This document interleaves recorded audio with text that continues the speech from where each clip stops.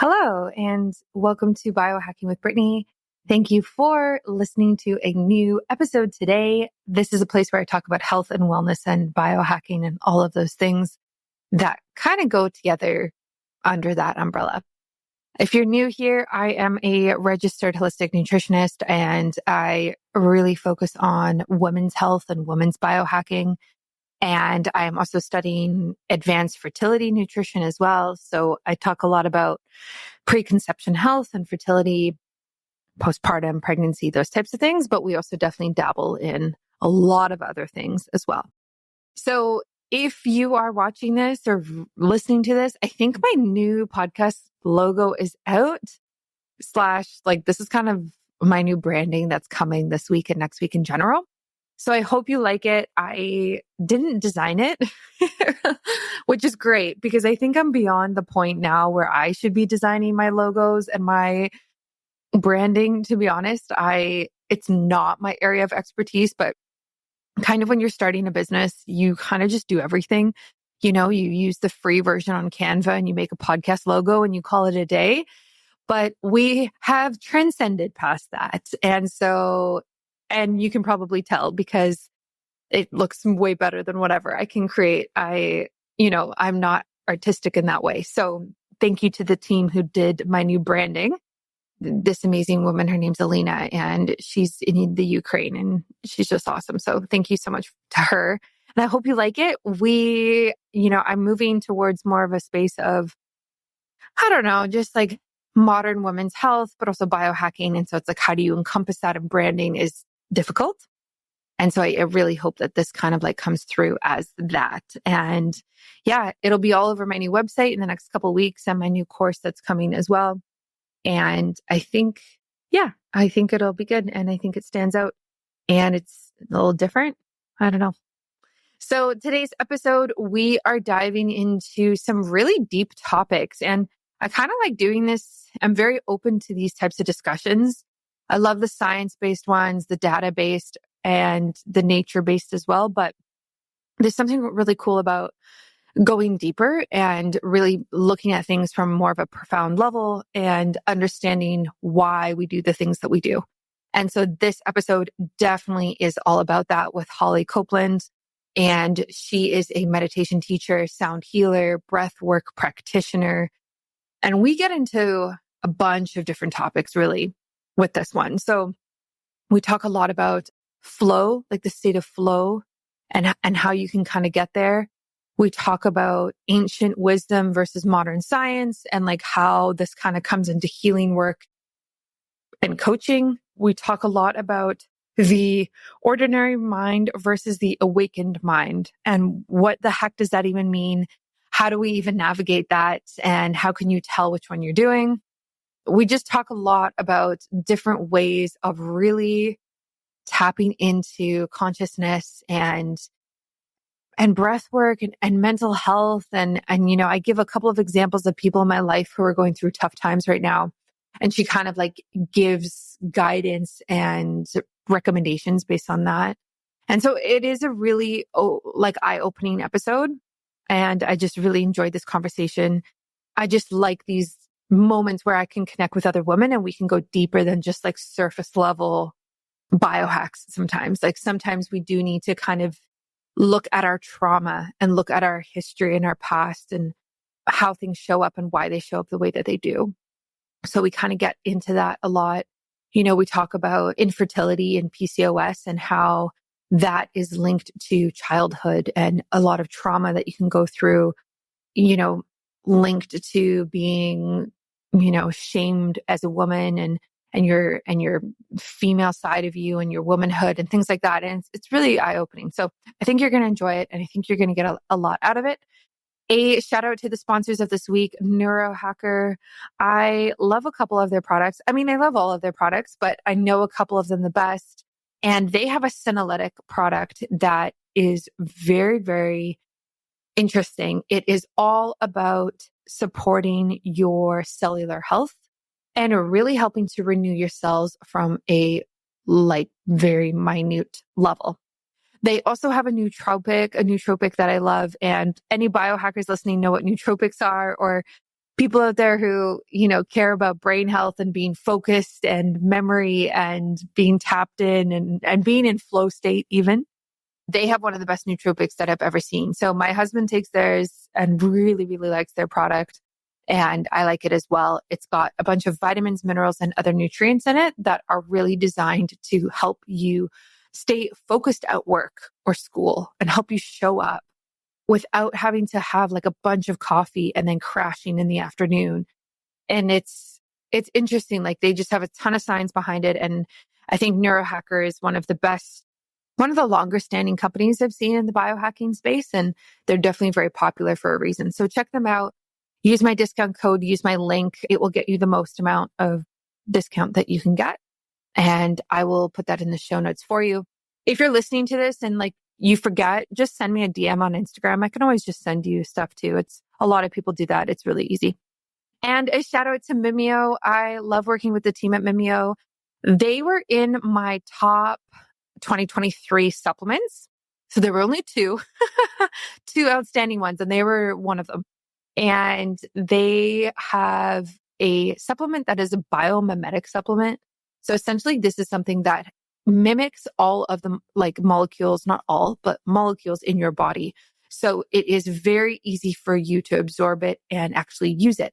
And it's based off of 4 different ingredients that really help targeting aging and longevity and cellular turnover and really helping just to like clean up our cells in a nutshell. So Mimeo is for those people who want the edge, who want the extra energy, who want to decrease their biological age. That is who Mimeo is for. Like it's for the people who are like, I care about longevity a lot. I want to be healthy and have a long health span, not just lifespan. You definitely need to be on Mimeo for sure. So I have it. I'm literally staring at the bottle on my desk right now because I always take it when I'm working. And when I see it, I don't know, it's one of those, that's my trigger. That's my habit for it. So check that out. You can use my discount code BIOHACKINGBRITTANY in all capitals. It's on my website and it will be linked in my show notes as well. And enjoy this podcast episode. I put out episodes every Tuesday and Friday. And if you want to leave a review or a rating, you can do that. Or if you have guest suggestions, you can also do that. Send me an email or send me a DM, whatever you want. I am taking guests right now up until June. Yes, June. I'm taking a couple weeks off at the end of April because I'm traveling. So I think May is completely booked, to be honest. There might be a couple days open, but then May, you can just book into June. So yeah, so let me know and enjoy this one. And I will catch you on Friday for another episode. Welcome to Biohacking with Brittany. I am so excited that you are listening to today's episode. I have a fellow biohacker on the show with me, which is always a lot of fun because there's honestly so much that we could talk about. I have Holly Copeland joining me, and she has a very interesting journey from a conservation scientist to a visionary in human potential coaching is nothing short of transformative. She has a rich background in actually mapping Earth's ecosystems, but she actually took a personal turn when she had her own health challenges, which we are going to dive into, and kind of how she got led to biohacking and not just, basic wellness and that type of thing. She is a certified coach, a neuro meditation teacher, a sound healer, and a breath work practitioner. And she really just empowers individuals to navigate life's challenges with resilience and joy. And she just told me she came back from a medicine retreat. So I think we'll have to dive into that. So Holly, welcome to the show. Thank you, Brittany. I'm so happy to be here. I love listening to your podcast. And so it's so much fun to be on a podcast with a fellow biohacker. Yeah, absolutely. So tell us about this medicine retreat. What was that all about? And what did you kind of learn? Yeah, well, so I was doing a medicine journey with MDMA and psilocybin, and which is a beautiful combination. People who may know Aubrey Marcus has talked about it on one of his shows recently, and he talked about it being like a god bomb. And I hadn't actually experienced that combination before myself, and it was nothing short of incredible. And So, I do work with plant medicines. Been actually working with ayahuasca for the last 5 years. I was in Peru at the end of October for a 10-day retreat there. I've gone to Costa Rica. So I've been exploring with medicines as part of my journey, and it has really brought me back into a deeper understanding of who I am and what I am here to serve, how I'm showing up in service to the world. And I think it's a really important part of human transformation right now. I mean, I also work in the meditation space actively and the non-medicine space, and I respect both deeply. And for me, I love the beauty of combining them. Yeah. Yeah, I love that. I have definitely dabbled in my own microdosing journeys. Haven't tried, I think actually, no, I have tried MDMA, but have not done it with psilocybin. And I've taken psilocybin multiple times where I have really explored healing through it and microdosing through it. And I had some very profound realizations when I did that over, 5, 6 months, a few times a week, and kind of was on more of a protocol than just taking it here or there. But I would be very interested in, combining it with MDMA. And I'm guessing you probably were taking it in larger doses than what would be like typical of a microdose. That's right. This was not a microdose. So this was a journey dose. We'll call it. Yes. Yeah, Yeah. I was just thinking that a journey dose. And what were some of like, I mean, obviously you don't have to give us too much details personally, but what kind of stood out to you compared to just trying psilocybin or MDMA by themselves? Like, what realizations did you kind of see or come through when you combined these two together? Yeah, it's a great question. And having done both separately and then this first experience with them together, psilocybin allows like a depth of going into who you are and a deepening and opening in your heart. And so I think having the psilocybin experience first allows that. And then the MDMA comes online and it just drops you into this space of deep love and understanding. It allows you to face any fear that you had with so much compassion and so much love.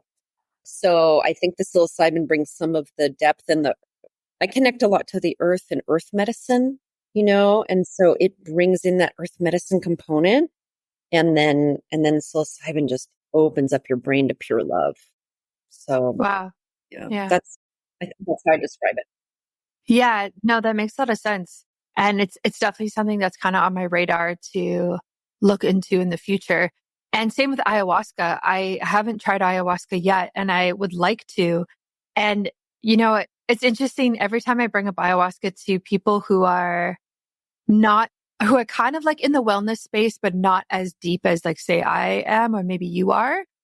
Like, for example, I have this one friend who I was talking to her about it, and she was like, I'm not ready to do something like ayahuasca because I'm not ready to like completely uproot my life. And like, she's like, I don't want the change that will come from it. And I thought that was such an interesting perspective because I've never feared that. Like, I've never feared what could this mean for me? It's in my mind, I'm like, oh, if I do something like this, I'm actually just optimizing my life and I'm getting to where I want to be faster. So maybe it makes sense. So do you ever see that, like when you work with people or when you do these retreats, like that kind of fear of what it might bring in their lives? Yeah, it's a good question. I mean, I like you come to it from a place of like, bring it on, baby. Let's just do this. Yeah. Let's get out all the crap out of the way so we can live free. And I think that by the time you get to the space of the retreat, the people that are there are ready for that. They say that ayahuasca calls to you and you'll know when you're ready. And, to your friend, absolutely, it's not for everybody at all. And some people, when you're ready, you're ready. And in terms of medicine, I have so, so, so much respect for ayahuasca. It's actually probably my favorite medicine, have to say, because it has changed my life so profoundly. And it's hard. I mean, the most difficult experiences of my life have happened in ayahuasca journeys. So it's It's hard to say, like, it's hard to ask for that, to put yourself, deliberately into that position. And at the same time, nothing has freed me more than ayahuasca has, I think. So free. Help others be free. Yeah, I think that's beautiful. I agree with you. I think it does call to people at different times, but I would also argue that potentially the people who are afraid of it might need it more. And there actually might be more things that are kind of waiting for them to uncover, you know? But again, it's like you said, it's like, oh, are you ready to uncover it? I don't know. But I encourage her anyway to dig deeper into it and dig deeper into that fear. Like, why is that fear there? Because also potentially is like, she probably knows what will come from it and she doesn't actually want to face that thing. Right. So whether it's ending a job or a relationship or some sort of big life change, she probably actually already knows what it's going to be. So I don't know. It's just interesting to hear different people's perspectives. Yeah, I think that's probably true. And I think there's a lot of wisdom that you're bringing up about, to look at whatever fear is coming up, whatever is making you afraid, and just take a beautiful, honest look at what is it that you're afraid of. Yeah, exactly. And so, yeah, again, I want to reiterate, like, these paths are not for everybody. Some people feel called, and some people don't. And I so respect that. Like, there is nothing, there's nothing that says you have to go down this path. It's just that some of us really feel called to it. Yeah.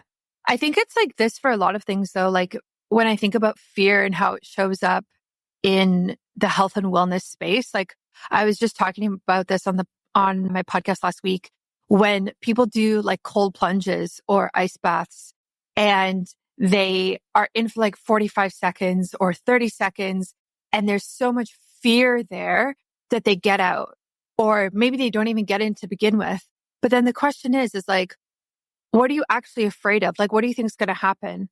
Like, there's people around you. You're in a safe space. You're not going to die. Like, your body's not going to break in half. Like, you can do this. What is that underlying fear and where does that come from and why is it there? And I think we see this actually a lot in the health and wellness space when we're asking people to get uncomfortable and do something against the comfort and convenience of our life. Yeah. Oh my gosh, 1,000%. And it's so funny because I'm speaking to you from up in Nevada City, California. I've got a stream running by the property, and I've been doing cold plunges in the stream every day. And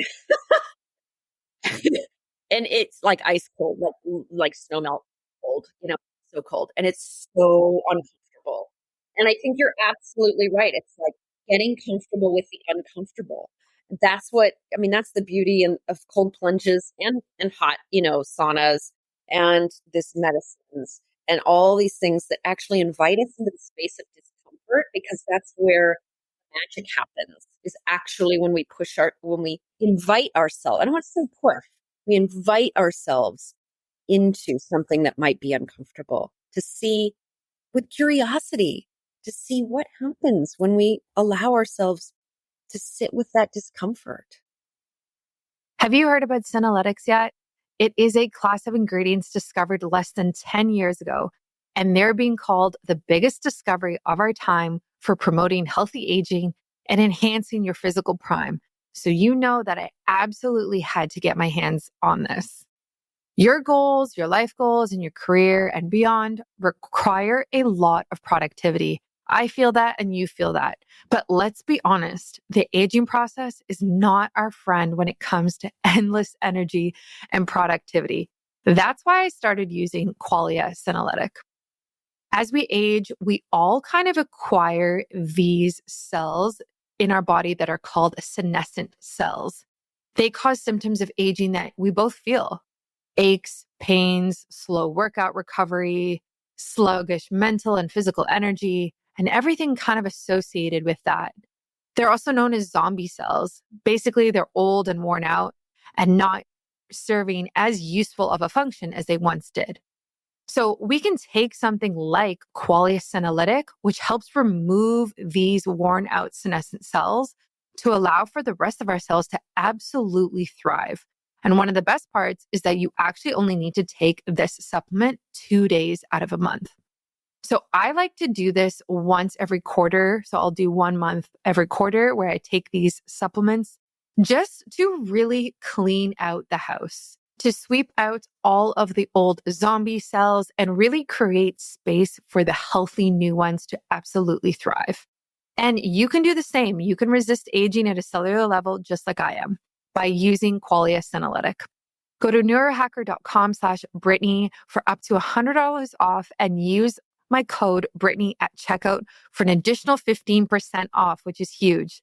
That's neurohacker.com/Brittany, spelled BRITTANY, for an extra 15% off your purchase. Let me know what you think. It's also linked right on my website in the show notes, so it's super easy for you to use. Yeah, and you can actually even see this in meditation. Like, I know you're big into meditation of like, you can meditate for 5-10 minutes, but if you ask somebody to meditate for an hour, it's like, it's not fear, but maybe it is fear, because maybe it is like, I don't want to sit with myself for an hour and just have my thoughts flow. I would rather distract myself with like my phone and TV and stimulation. And so there is that fear of like, what happens when everything's quiet and it's just you. And I definitely see that. Do you see that when you work with people? Absolutely. Yeah. And in meditation specifically for myself personally, and when I work with people, like I find that it takes me 40 minutes. Like I've come across, I don't know what it is about 40 minutes. And I've actually talked to other meditators and they've agreed with me that there's actually like a bit of a 20-minute threshold and then a 40-minute threshold. And when I get past 40 minutes, oftentimes like my mind will be, bouncing around to some different things and stuff. And then finally, like something clicks at 40 minutes. And I've done a bunch of EEG recordings of my meditation. This is one of my first biohacking things I really got into was meditating with the Muse headband and seeing actually how the brainwaves switch over from a, more beta dominated state into a deeper theta state. That happens around 40 minutes for me. So sometimes we just need to allow that discomfort and give it space. And I think you're right, though, that people are afraid of what's beyond, what they're going to find if they stay and they're not practiced. Absolutely. Yeah. It's interesting. Yeah. Just thinking this through and thinking about practicing being uncomfortable, because why would we do that? Why would you want to do that? Do you know what I mean? A lot of people just love to be comfortable, love to have access to everything, love to just be in this place where everything is super accessible and they don't have to worry about anything. But in reality, the biggest growth comes from when we are uncomfortable and when we go through those hardships and those hard times. So it's almost like embracing it actually makes us handle it better. And when it does happen again, we can now handle it better, even more, because we have more experience. So it's almost like just building up this resiliency of things that are shitty or crappy or uncomfortable. Yeah, 1,000%. I think that's so true and wise. And I think since I was sitting here reflecting on what is it exactly, and what I would say is that when we push ourselves, past either the uncomfortable cold plunge or the meditation monkey mind or whatever, it actually allows us to come into this place of surrender. It allows us to move into what's beyond the discomfort, what's beyond pain and pleasure. And that's where the truth lies, right? That's actually where source sits. If we want to speak more in the mystical realm, that's the place of the beyond.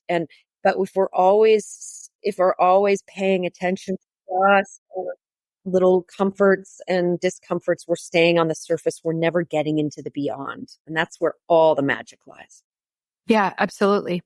You talk about going from the ordinary to the awakened mind.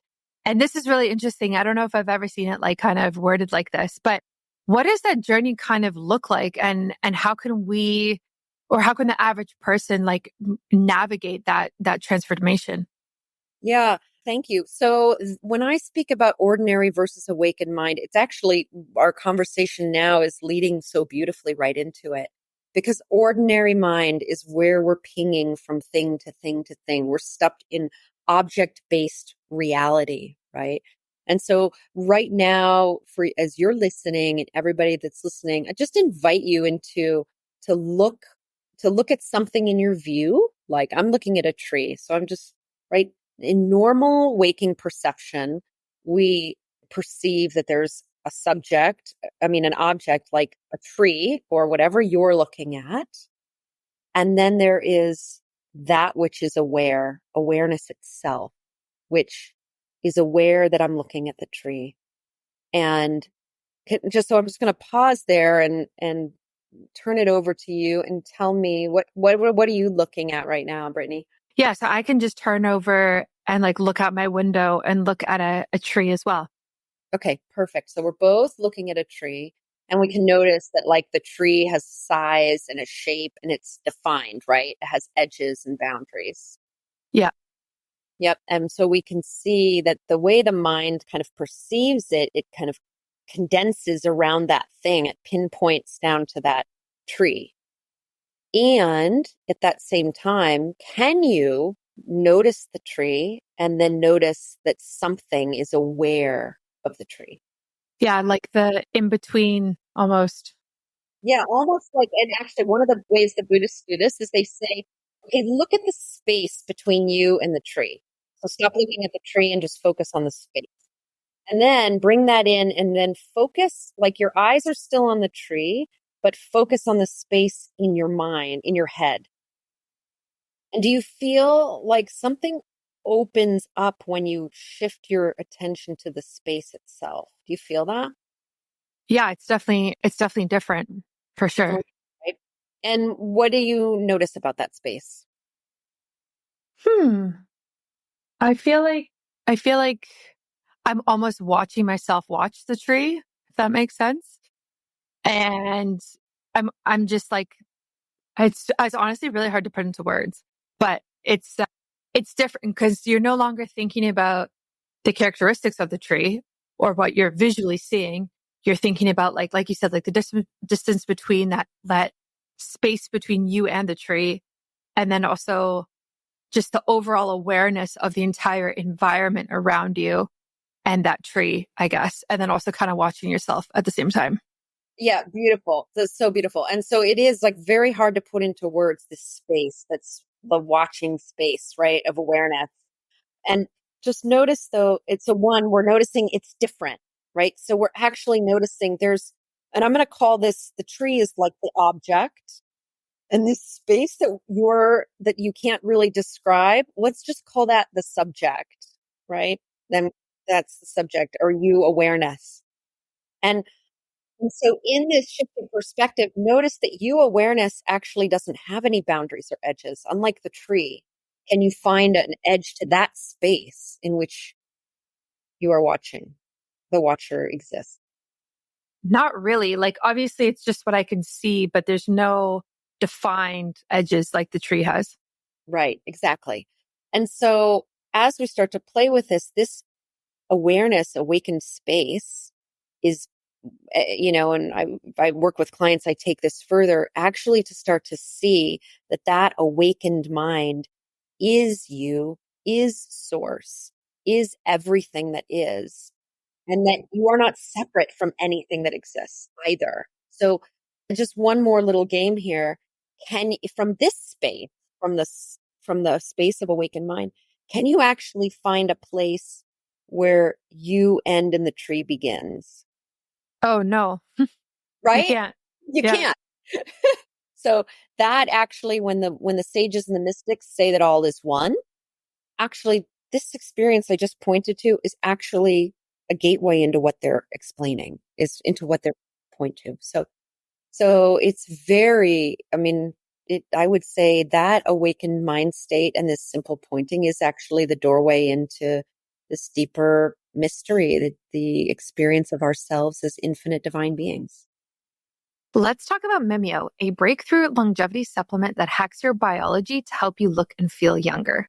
It was created by PhDs in nutrition from over 7 years of clinical research, and Mimeo was designed to mimic the longevity benefits of fasting in a simple daily pill.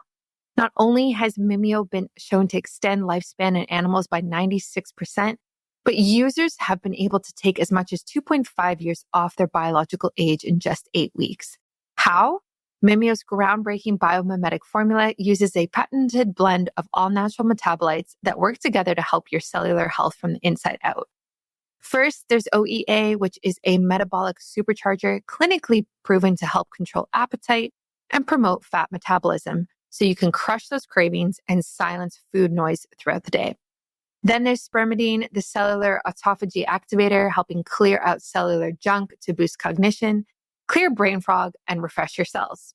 Next, there's nicotinamide, a broad spectrum NAD+ booster that's been shown to improve everything from metabolism to skin glow to immune health. And lastly, there's PEA, one of the body's most powerful rest and repair molecules that helps control inflammation, relieve discomfort, and enhance recovery so you can get that youthful energy back.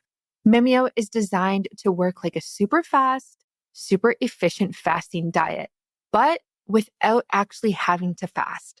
It's all about tapping into the power of your own biology, giving your body the cheat code to work its best, making you feel younger and healthier today. You can try Mimeo today. Use my discount code at checkout, which is BIOHACKINGBRITTANY, and you can get all of these benefits in a simple supplement today. Again, that's BioHackingBrittany in all capitals. So definitely try it and let me know what you think. So learning about being more awakened, like how do you recommend we kind of take this framework and apply it to our daily lives? Like, is it something you want to kind of practice every day, maybe a few times? Like where do we go from here now that we can kind of identify the difference? Yeah, great question. So yes, so in the Tibetan teachings, where some of this work that I studied comes from, Mahamudra and Dzogchen, they teach to practice it many times throughout the day to make this shift from our ordinary mind, where we're caught in the subject, right? Most of us just jump from subject to subject to subject to subject all day long, right? We never stop focusing on the subject. But what they teach is that if you learn to sit back as awareness and view life from this perspective, you can radically change your whole life, because our whole experience of being caught up in feeling like we have to keep grasping and getting more is all based on subject object duality that we're of jumping from thing to thing. So the way it transforms your life is as you practice it. And I have lots of guided meditations on my Insight Timer channel, for example, and there's many others that, of practicing this, you actually can start to permanently shift into being more of an awakened mind state, where you are more of, I don't want to say the observer, because that sounds passive, but you're less caught in a subject object and you're more operating from a unified, I would even say, flow state. So I would say that, like, even when, say, Stephen Kotler and others talk about flow states, which is a big thing in biohacking, actually what that experience is it's a state where we're dropping the you that is constantly striving into more of a full embodied state of being. And there's many doors to that. That's what the different spiritual paths are about. But this is a gateway to that. It's literally a gateway into, if you were to call it that, flow state, into being a more embodied, natural way of being. Yeah. I love that you said that, because like you said, like the flow state terminology I see thrown around quite a bit now. And yeah, for flow state, I see the word thrown around a lot. And the way that I've always interpreted it is like being in this zone where I can like focus on work, and, it's all about nootropics and like kind of optimizing brain health and getting all of these things done, and just like, I don't know, like not being distracted and just being in this like very concentrated zone of flow. That's how I've always thought about it and seen it. But kind of what you're saying is like, there's a flow state where you and everything around you exists as one, and it's much bigger than you just sitting at a desk getting work done. This is like throughout your day, throughout your life. Exactly. Yes, completely. And I actually wrote an article about this, and I called it like it's like operating system 2.0, where we're activating this way of being.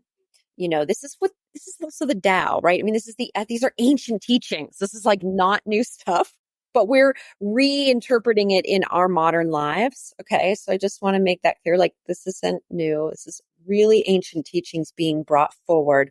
And I love what you brought up about this isn't just about being like sitting at your desk and being in the flow and being productive. It's not. In fact, there was a guy that wanted to collaborate, and his whole thing was about flow and productivity, and so our businesses could be more efficient. And I'm like, that really cheapens it for me. Like, not just a business tool so we can all so they can earn more profit, so we're like more productive human beings. Like, to me, this is about being happy and in love with life. This is like loving who you are and loving humanness and beingness and belonging. And to me, the essence of a real flow state, which again, going back to the Tao and other ancient teachings about how to be in harmony with all of life, is activating a way of being where we're more embodied and whole and complete and at peace. Yeah. Yeah, I love that. And it's really hard in today's world to kind of even think about doing this a lot or think about activating this or being in this flow state. We're so bombarded with technology everywhere we go and stimulation. And it's, it's honestly, it's more and more difficult. And I struggle with this because, and I'm sure you do as well, because I think you mostly work online, is like, when you work online or even when you go to an office and you work on a computer at an office, I guess, right? Like, we're just so like tapped into technology all of the time. And then we're just how many hours do we spend not looking at a screen? Like, how many hours are you actually walking in the forest or exercising outdoors or meditating or in a sauna? And like, I, sadly, it just feels like it gets less and less every year. And so when we talk about being in a flow state, it's like completely opposite of what we see in today's world. Like, it really is. And so, this is such a powerful like meditation practice, but how do we, I don't know if you have any other tips or advice, but like, how do we really combat a modern lifestyle that doesn't really make room for this awakened mind? Yeah. Oh God, I love that. I love that you asked that question, because that really was the essence of part of my journey, actually, the retreat this weekend, because what I was shown was tapping back into earth frequencies. So I want to just say that a lot of the work that I do is now frequency based. I'm love I love technology. I work with a device called the Healy that's a frequency device. I work with tuning forks and sound healing. And what I'm shown, whether we're talking about a modern tool like the Healy or whether we're talking about tuning forks, what I was shown is that the earth around us is the home frequency.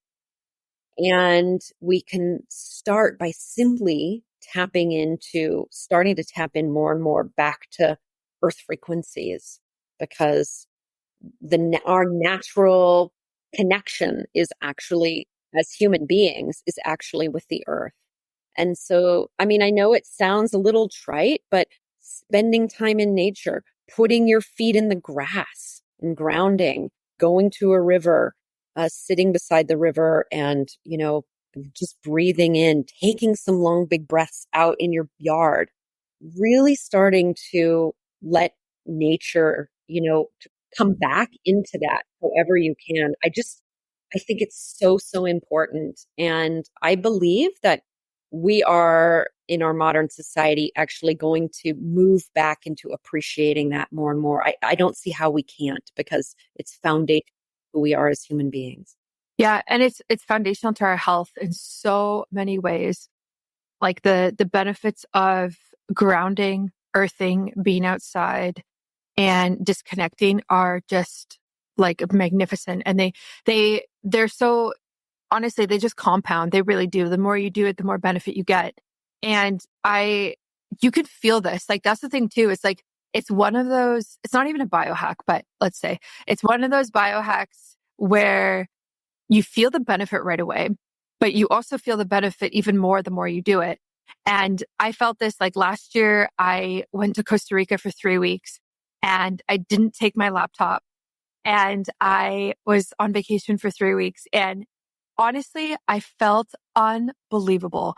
Like, you just wake up with the sun, you're out walking every day, like, you're on the beach, you're getting the negative ions, you're in nature, and you're just like, whoa, I have zero stress right now. Like, I feel amazing. And obviously we always kind of feel good when we're on vacation, right? But that idea of like unplugging so significantly was just remarkable to really see the benefits. And it's obviously not realistic to say, hey, live on a beach 24/7, but we we have to kind of prioritize this when we're creating our schedules and we're creating our weeks, because those hours that we spend outside grounding really help us to show up better when we are working or we are with our families or in school or anything like that.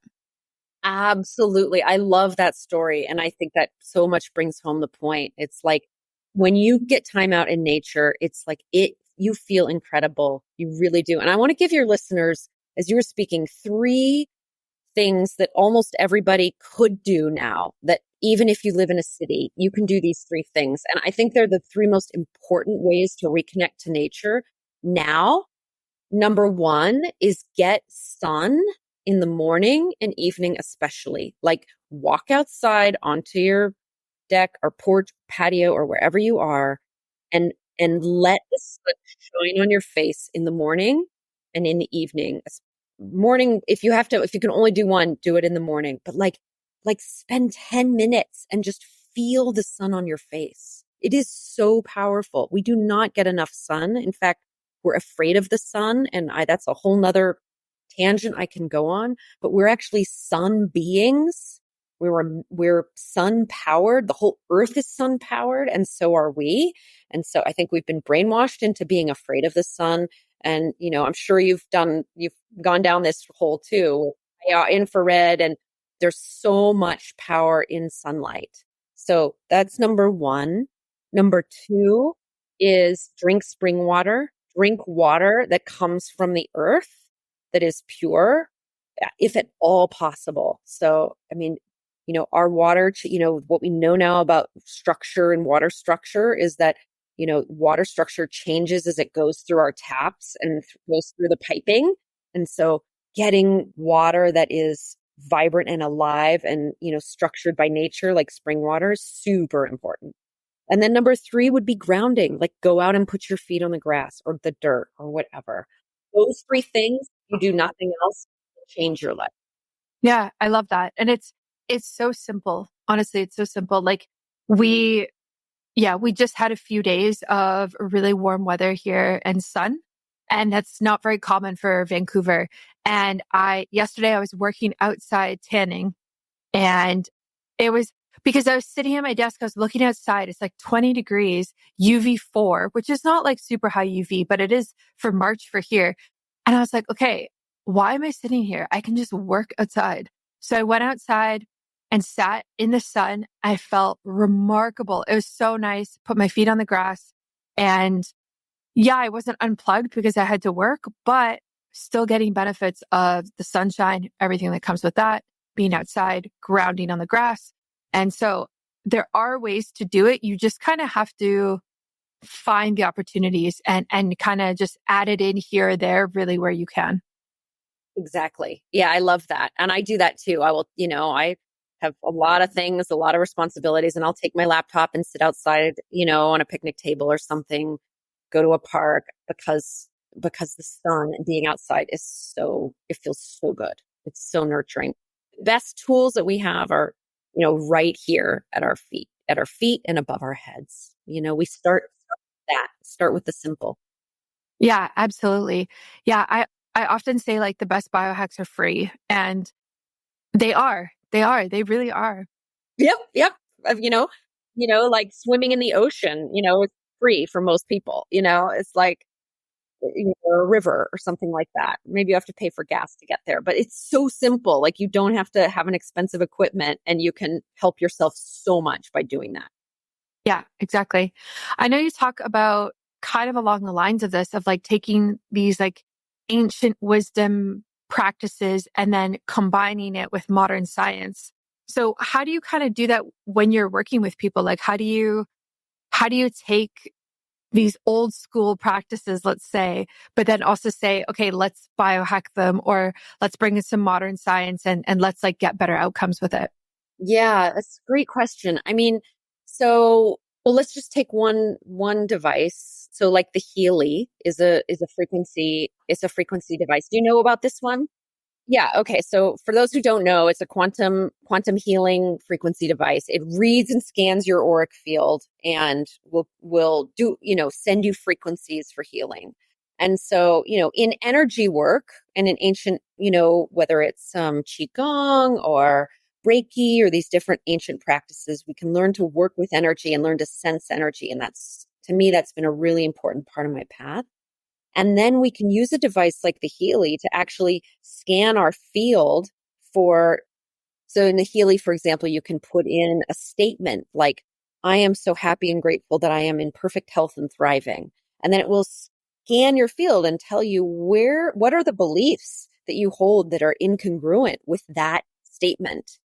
And that's really enlightening to see, like, what are these beliefs that sometimes are hard to uncrack? And then you can send yourself frequencies that will help clear those beliefs. So that's an example of, for me, of like amazing technology that exists now that helps me in my day-to-day life. Like I'm running right now, I've got it on, I'm running the goddess program and I'm sending myself frequencies of, Venus energy and love. And like, why not? Why not use this technology? It's here and available. It doesn't mean I don't stop doing the energetic practices because I do them and I think they're super important. Prayer, meditation are, very important parts of my life.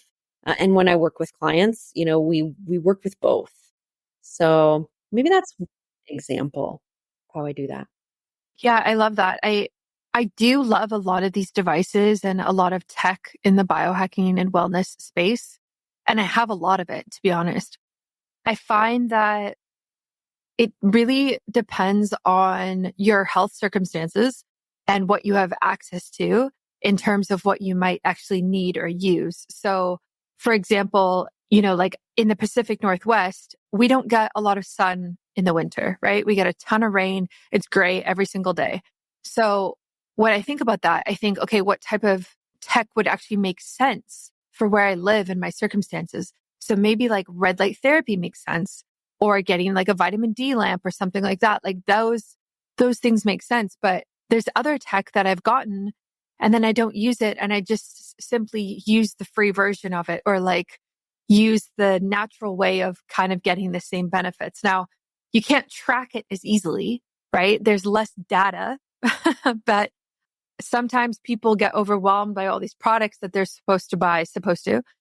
And I just kind of bring them back to like, what do you actually need for where you are and your circumstances and your health right now? Yeah, I love that. I think that's so smart because, like you, I have so many devices. I mean, it's crazy. And it is overwhelming. I don't use all of them. Like for me personally, like I like you, I'm trying them because I'm a coach and I'm helping people. And then I think ultimately it's like, which one will really help me? I'll give you an example. Like I bought the Oura ring and I used the Oura ring, and through using the Oura ring, I learned what was affecting my sleep. I learned that if I don't drink a lot of alcohol, but I'd go over and have a glass of wine with my family every once in a while, and I'd be like, wow, I could actually track that affected my sleep. That's really useful to know. It doesn't mean now that I need to track it all the time. Like I've kind of stopped using it for now, but I got a lot of very helpful information about understanding my sleep while I was using it. And now I can put it away and be like, got it. I got the info. And, but maybe I'll use it again if something else creeps in and I need some data to help me understand it. So, you know, I think we can, I think we can tailor technology. Here's a client who, has a lot of anxiety, and and her nervous system seemed really dysregulated. And the Apollo Neuro, for those who don't know, is a wristband. It kind of looks like a watch, and it will send you frequencies that help regulate your nervous system, and it vibrates your nervous system, and you wear it like all day long if you want, and it sends these very peaceful signals to your body. And she found it was incredibly helpful. She loves the thing. She really helps me. So like, great, a piece of technology that's legitimately helping her, you know, be calmer and feel more at peace. Like you know, that's wonderful. I'm so glad it exists. Exactly.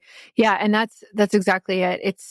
It's easy to get caught up in the hype of buying all of these things, especially when they're marketed to you and they look like it's so sexy and like, you know what I mean? Like, oh, this is going to help you become like this and optimize your health and do all these things. And I get it, but I don't know. I also think that there's so much importance that needs to be placed on the foundation and the foundational pillars of health. And if you don't have those locked down, then there's no point in really buying any of these devices, in terms of like adequate nutrition, sleep, lifestyle, exercise. But, once we kind of get those going and you kind of want that thing to give you the next edge, like there are devices that can be really helpful. It's just like, take it with a grain of salt, right? Like you don't need all of these, and they're not really going to move the needle that much unless you stick to them on a routine all of the time and you have like a lot of consistency. And like I said, like you have those pillars in place so that there's like a foundation in order for you to actually see the benefit. Yeah, I love that. Like getting the foundation first. I totally agree with you on like good nutrition, healthy organic foods, lots of fruit and vegetables. If you're gluten sensitive, knowing that, knowing some of what your kryptonites are and then avoiding those. I don't think there's a perfect diet, but I do think we have kryptonites. I'm very mold sensitive. I don't, eat peanuts and corn because I know those are very moldy, and watch different foods for that.